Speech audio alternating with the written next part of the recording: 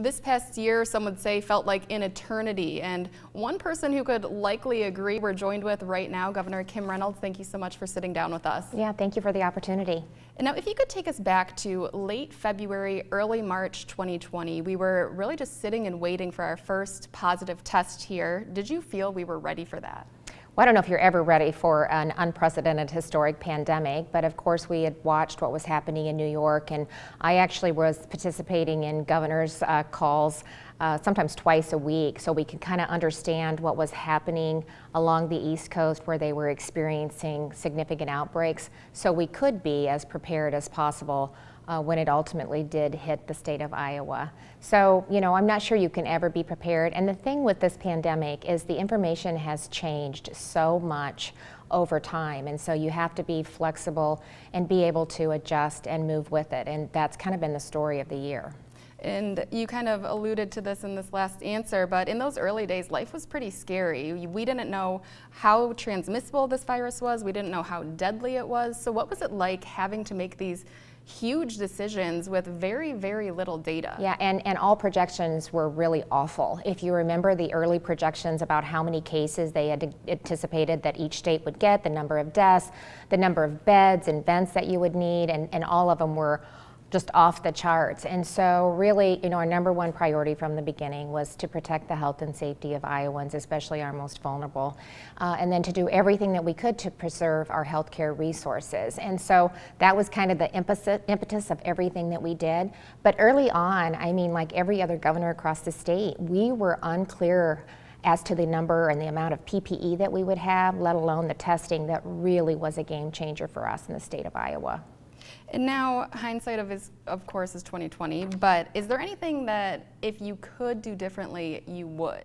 Yeah, so I get asked that question a lot, and you know, hindsight is a wonderful thing, but knowing what I know now, I probably would not have closed the schools. You know, we had our first 3 cases March 8th. We stood up the SEOC.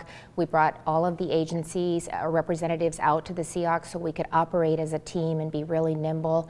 And we started looking for PPE and trying to figure out a way to identify the number of ICU beds that we had and vents that we had in the state. So I want to take an opportunity to give a huge shout out to our healthcare system, who just unprecedented collaboration and coordination with a healthcare system that competes to really provide one healthcare system to Iowans.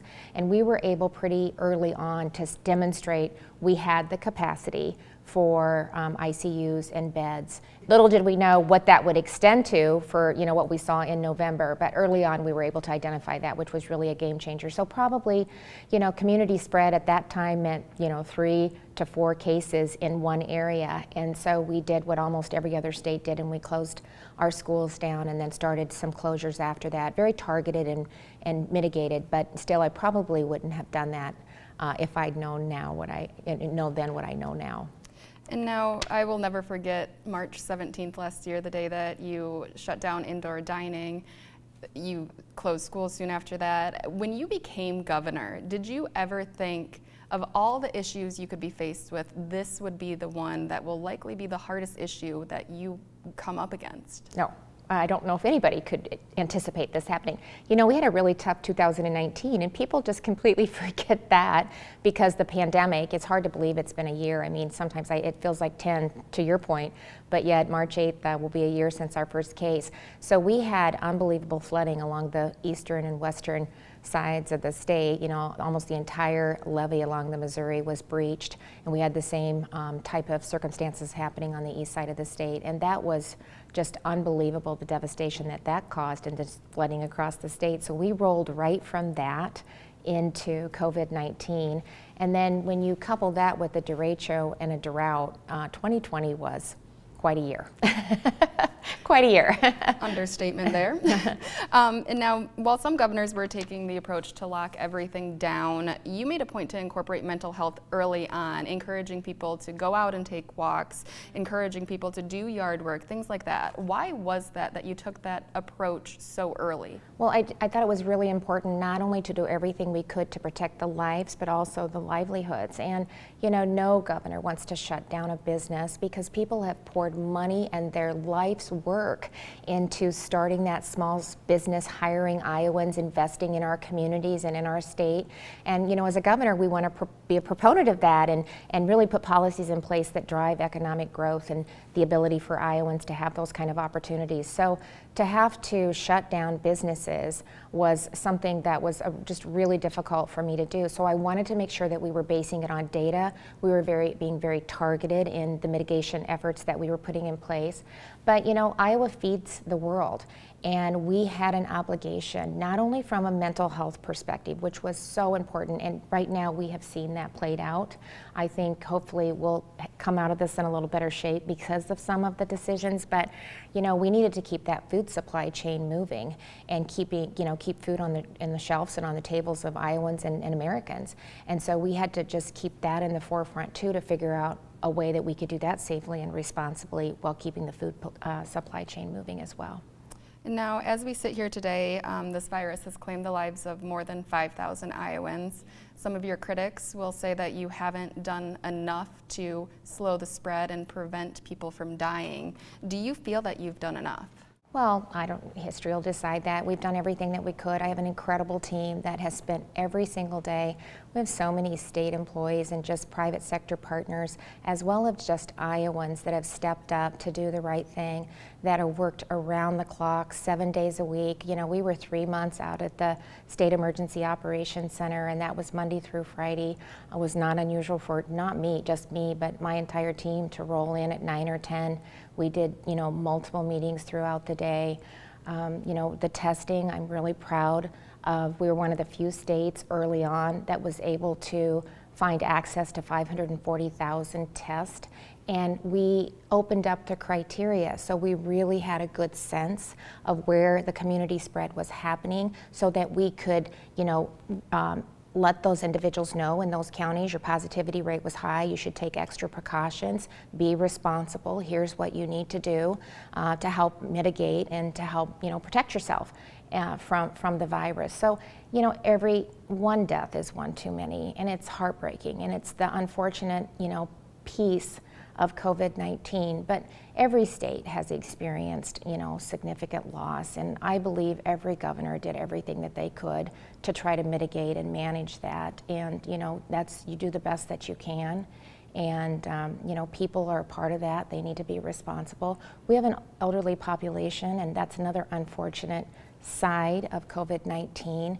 It's especially deadly for elderly Iowans, especially those that have underlying conditions. So, I just want to say thanks to Iowans and to an incredible state team of workers that have really worked really hard every single day to help serve Iowans through this pandemic.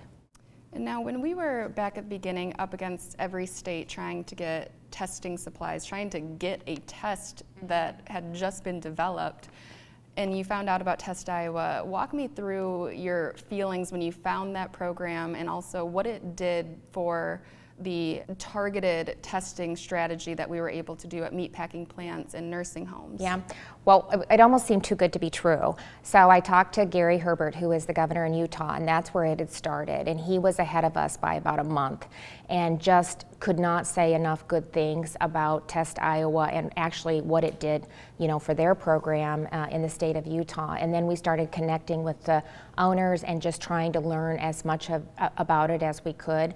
And every governor was looking for testing and reagents, and there was always different, it's like a recipe, different pieces that we didn't have.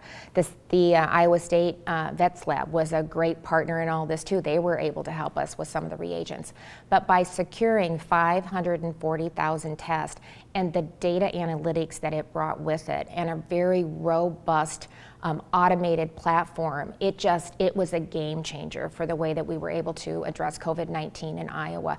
And especially, I mentioned our long-term care facilities. We have 450 long-term care facilities, nursing homes in Iowa. On a per capita basis, we rank in the top 5, and that was an extremely vulnerable population. So this allowed us to do strike teams, to provide testing, as well as LabCorp, which was another test apparatus that we were able to take advantage of and provide to long-term care facilities.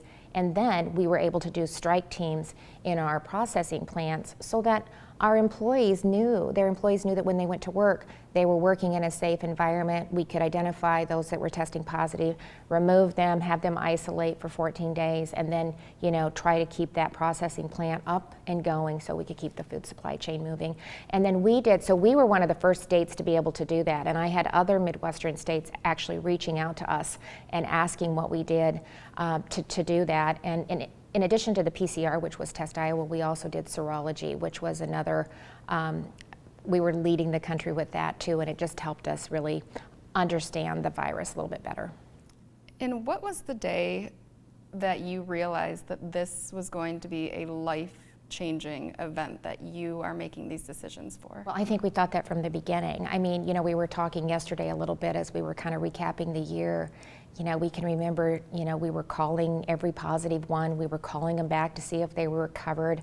At that point, it was a cruise ship that had just came back. That really is where our first cases were identified from, and just kind of the small numbers that we were working with and how that has changed over time. So I think, just watching what happened in New York and in some of the eastern states early on, I think we recognized that this wasn't something that we needed to take seriously from the very beginning. And it's just been interesting to see the dynamics of how much it's changed. Don't wear a mask, do wear a mask. I mean, we were told at the beginning, don't. It's more harmful to wear a mask.